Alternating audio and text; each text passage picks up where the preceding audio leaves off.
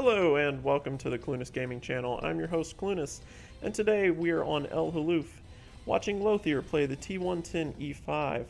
The T110E5 is one of two top-tier American heavy tanks and features respectable defenses, good mobility, good gun handling, and decent firepower.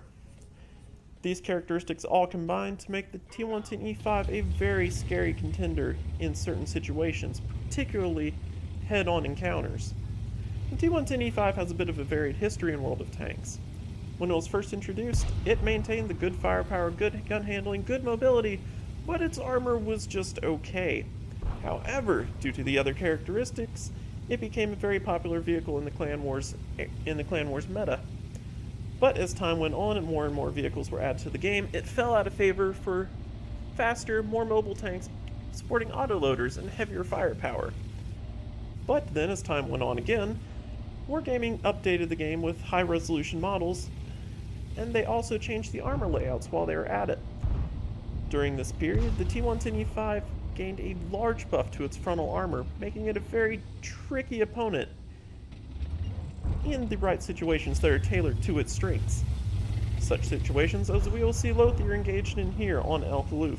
Now he is platooned with another T110E5 and an AMX-50B, and they will be joining him in this push around the northwestern corner of Halluf. His team spread out fairly evenly all across the map, with the tank destroyers camping in the middle, as is expected, a scout working the middle, or two scouts, one further to the north, one further to the south, artillery backing up, and just a few tanks guarding the southern flank. This is pretty standard for this map.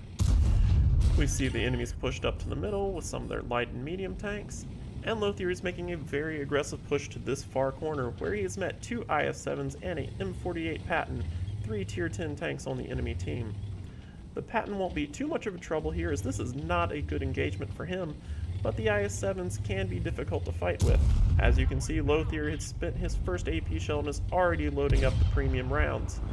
This will allow him to contest the IS-7's frontal armor. I would not be surprised if the IS-7s are likewise loading premium shells. See, Lothior is largely alone here, but backed up by the Tier 8 AMX-50-100, who, with his autoloading gun, can apply some pretty good firepower to the opponent, but doesn't have much armor to speak of. As you can see, he has already taken significant damage. And Lothior is now tracked in this position. Now, this location that Lothior has chosen rather accentuates his strengths, as it hides the lower plate, which on most tanks is a weak point, but is not necessarily so on the T110E5. Nonetheless, it is hidden, as is most of his hull, revealing largely just his turret and other heavily angled faces. So this means that the IS-7s and the Patton can't do a whole lot of damage to Lothior. Now there's a shot that just managed to go through. Probably went in through his lower hull. There is a slight weak point there. But Lothior is mostly immune to damage. The same cannot be said about his friend in the 5100 here. By holding this location, Lothior is effectively taking 3 Tier 10 enemy tanks out of the battle. Now at this point, his friend Echo Mob in the T110E5 as well has come to back him up, but he is on precariously low health and will be taken out in a single hit by any of these enemies. Unfortunately, the way Echo Mob is playing does not work to his strengths such as Lothior is, and he is exposing a significant amount of side armor, and has to time his pushes very carefully between the enemy shots. Together they manage to take out the Patton, and now it is a 3-on-1 engagement. However, the rest of his team is mopping up the rest of the enemy as well. They mostly just need to hold and keep these guys out of the fight at large.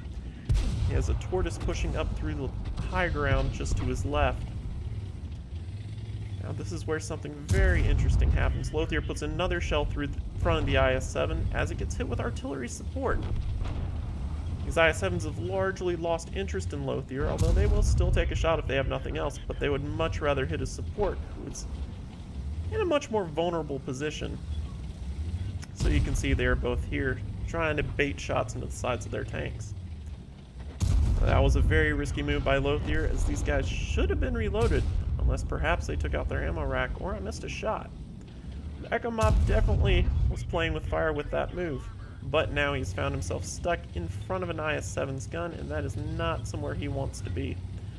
Lothier's doing what he can, but alas, it wasn't enough, and Echo Mob takes a shot through the front, killing him. The IS-7's been taken out by the AMX 5100, who swept around behind to get flanking shots, allowing Lothior to push up, get a shot into the 183, and is now flanking the M103, who is pincered between him and a Tortoise. Things are not looking good for that M103, and he is fallen.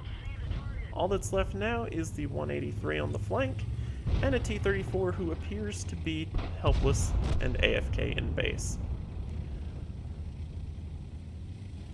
Will Lothior have a very good payout from this battle? Probably not, considering the number of premium shells he fired, but nonetheless he managed to have a very effective role in holding off the enemy's approach.